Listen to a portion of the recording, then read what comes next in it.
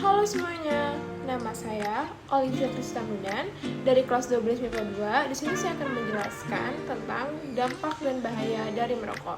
Sebelum masuk ke penjelasannya, yuk simak dulu fakta-fakta tentang perokok.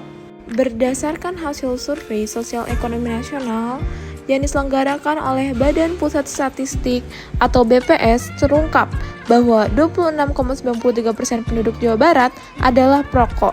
Sebagian besar perokok, 58,7%, menghisap rokok lebih dari 60 batang per minggu, dan antara 30-60 batang per minggu dilakukan oleh 26,53% perokok.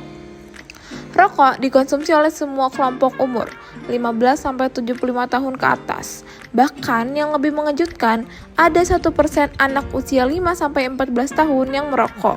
Padahal, berdasarkan rilis WHO pada 2020, rokok membunuh lebih dari 8 juta orang setiap tahun. Sebanyak 7 juta orang meninggal merupakan perokok aktif, sedangkan 1,2 juta sisanya merupakan perokok pasif. Pasalnya, dalam satu batang rokok terkandung lebih dari 7.000 bahan kimia dengan 250 diantaranya membahayakan kesehatan. Dari 250 zat berbahaya tersebut, sejumlah 70 zat diketahui dapat menyebabkan kanker. Salah satu kandungan rokok adalah gas beracun karbon monoksida yang tidak memiliki rasa dan bau. Jika menghirup gas karbon monoksida terlalu banyak, sel-sel darah merah akan lebih banyak berikatan dengan karbon monoksida dibandingkan oksigen. Akibatnya, fungsi otot dan jantung akan menurun. Hal ini akan menyebabkan kelelahan, lemas, dan pusing. Dalam skala besar, orang yang menghirup gas ini bisa mengalami koma atau bahkan meninggal. Kandungan rokok yang paling sering disinggung adalah nikotin, yang memiliki efek candu. Nikotin berfungsi sebagai perantara dalam sistem saraf otak yang menyebabkan berbagai reaksi, termasuk efek menyenangkan dan menenangkan. Nikotin yang dihisap rokok akan terserap masuk ke aliran darah, kemudian merangsang tubuh untuk mereproduksi lebih banyak hormon adrenalin, sehingga menyebabkan peningkatan tekanan darah, denyut jantung, dan pernapasan. Kandungan rokok lainnya yang bersifat karsiogenik adalah tar. Tar yang terhirup oleh perokok akan mengendap di paru-paru. Timbunan tar ini beresiko tinggi menyebabkan penyakit pada paru-paru, seperti kanker paru-paru dan emfisema. Tidak hanya itu, tar akan masuk ke peredaran darah dan meningkatkan risiko terjadinya diabetes, penyakit jantung, hingga gangguan kesuburan.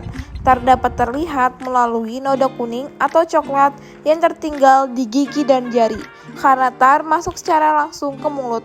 Zat berbahaya ini juga dapat mengakibatkan masalah gusi dan kanker mulut. Senyawa racun lainnya yang menjadi bahan penyusun rokok adalah hidrogen cyanida. Hidrogen cyanida juga digunakan dalam industri tekstil, plastik, kertas, dan sering dipakai sebagai bahan pembuat asap pembasmi hama. Senyawa ini bisa mencegah tubuh menggunakan oksigen dengan baik dan dapat membahayakan otak, jantung, pembuluh darah, dan paru-paru. Efek dari senyawa ini dapat menyebabkan kelelahan, sakit kepala, dan mual, hingga kehilangan kesadaran. Benzena merupakan residu dari pembakaran rokok.